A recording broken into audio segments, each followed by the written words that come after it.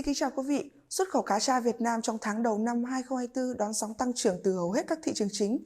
Tháng 1 năm 2024, xuất khẩu cá tra Việt Nam đạt 165 triệu đô la Mỹ, tăng gần gấp đôi so với cùng kỳ năm ngoái.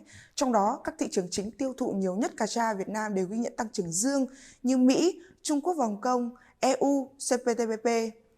Tháng đầu năm 2024, Trung Quốc và Hồng Kông vẫn tiếp tục là thị trường nhập khẩu nhiều nhất cá tra từ Việt Nam.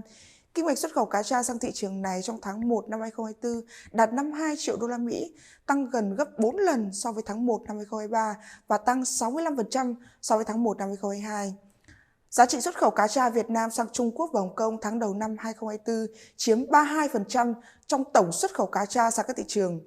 Đáng chú ý, tháng đầu năm nay, cá tra đông lạnh xuất khẩu sang Trung Quốc tăng mạnh gấp 6,5 lần so với cùng kỳ năm ngoái. Giá trị này thậm chí cao hơn so với kim ngạch xuất khẩu phi lê cá tra đông lạnh, sản phẩm chủ lực sang thị trường này trong tháng 1 năm 2023.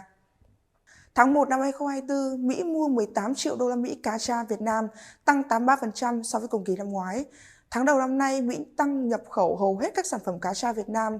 Sản phẩm cá tra chế biến mặc dù giá trị xuất khẩu sang Mỹ còn khiêm tốn, tuy nhiên kim ngạch xuất khẩu sản phẩm này ghi nhận tăng 18 lần so với cùng kỳ năm ngoái, lên 295.000 đô la Mỹ.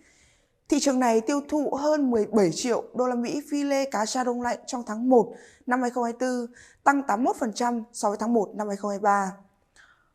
Khối thị trường EU mua từ Việt Nam gần 13 triệu đô la Mỹ cá tra, tăng 20% so với cùng kỳ năm ngoái. Trong đó, Hà Lan vẫn là quốc gia đứng đầu khối về tiêu thụ cá tra Việt Nam với gần 4 triệu đô la Mỹ, tăng 16% so với cùng kỳ. Ngoài ra, một số thị trường trong khối cũng ghi nhận tăng trưởng dương nhập khẩu cá tra từ Việt Nam, bao gồm Hungary tăng gấp 4 lần, Tây Ban Nha và Pháp tăng khoảng 2,5 lần. Kim ngạch xuất khẩu cá tra tháng đầu năm 2024 được đánh giá là khá tích cực sau khi liên tiếp sụt giảm trong năm 2023.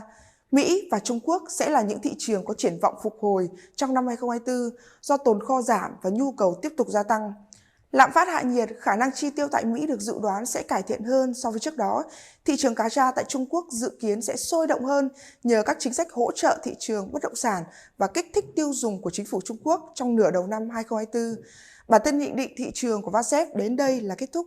Xin cảm ơn quý vị đã chú ý theo dõi. Xin kính chào tạm biệt và hẹn gặp lại.